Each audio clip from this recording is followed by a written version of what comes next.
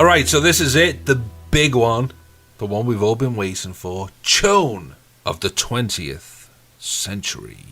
There must have been a lot of people to choose There was an from. incredible amount of CHONEs, actually.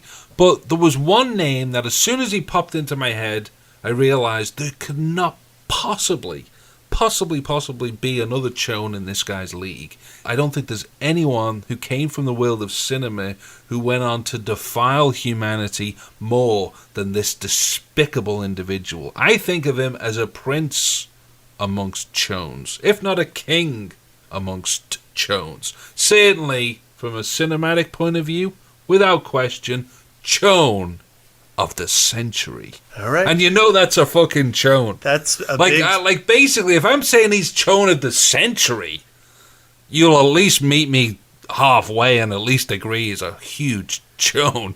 That's like he can't ignore decades that. worth of chonedom. We're talking about 100 years worth of chonedom. This guy is the king. The king! All right.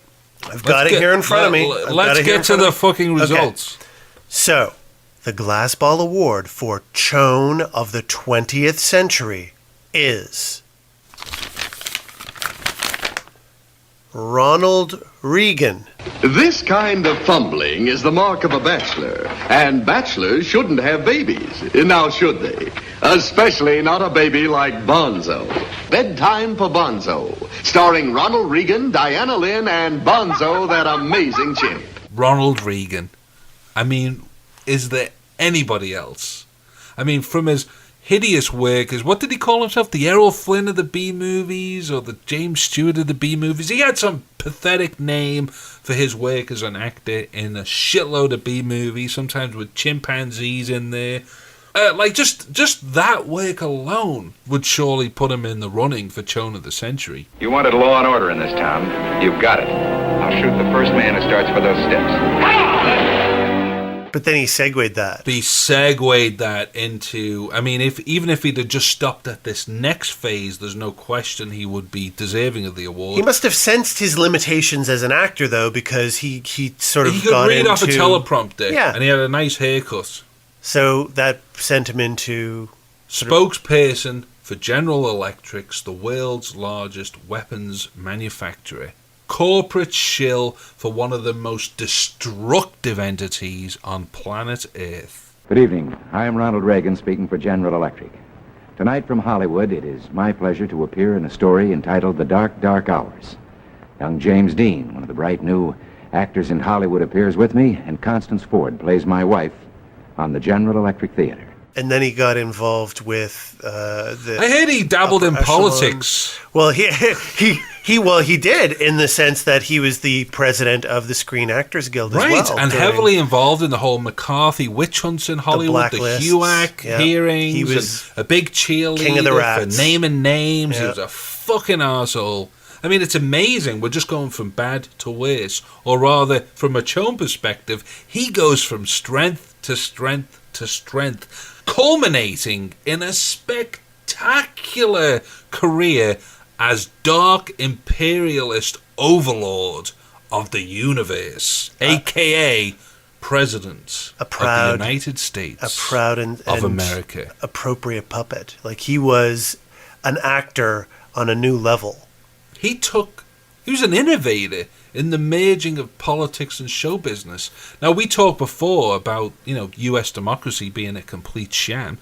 This guy was an innovator on the shameless shamness of U.S. politics. He's an icon of deceit, a bastion of being a bastard, an innovator of idiocy, a champion of chonosity, the archdiocese of Alzheimer's disease. Ronald Reagan, CHONE of the century. Of course, let's look at his presidency. Reaganomics, his brilliant idea about giving huge tax cuts to rich corporations and slashing social programs. I mean, he inspired the likes of Margaret Thatcher, and even in our own meager, humble environs, guys like Mike Harris. I mean, what a great role model this guy was for humanity. What a spectacular individual. Bombing Libya, the Iran-Contra affair, reaching out to South Africa to support their apartheid efforts. Nancy Reagan. Just say no. The war on drugs. He paved the way for the likes of George W. Bush. I mean, what a fucking spectacular creation he was. I mean, I'm gutted that he's not with us today, because I would love more than anything else to send him a GLAZBALL award for Chone of the Century.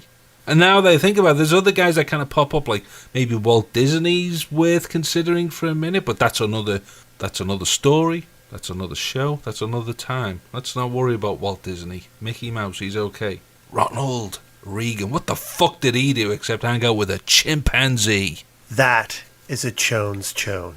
A Chone's Chone. From shitty, horrible B-movie, hack actor, reading off a fucking teleprompter, to dark overlord of Reading off US a teleprompter. imperialism, reading off a teleprompter. Nobody did Chone like Ronald Reagan. Congratulations to Ronald Reagan, Chone of the Century.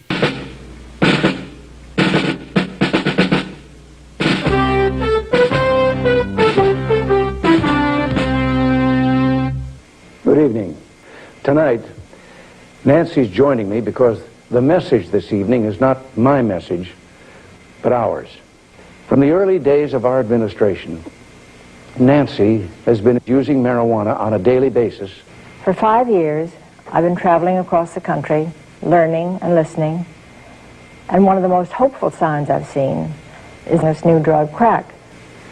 Nancy's personal crusade to expand the use of smokable cocaine, otherwise known as crack, should become our national crusade.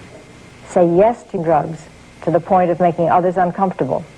Drugs help us create love and hope and trust and confidence, and cocaine makes me happy. It's up to us to change attitudes and just simply enjoy life to the fullest with a cocaine habit. And there's one more thing. Nancy and I are hooked on heroin. And finally, to young people watching or listening, every time a drug goes into a child, it's exciting and stimulating and rewarding. Don't cheat yourselves out of this promise. Say yes to drugs anytime, any place. So won't you join us in this great new national crusade? God bless you, and good night.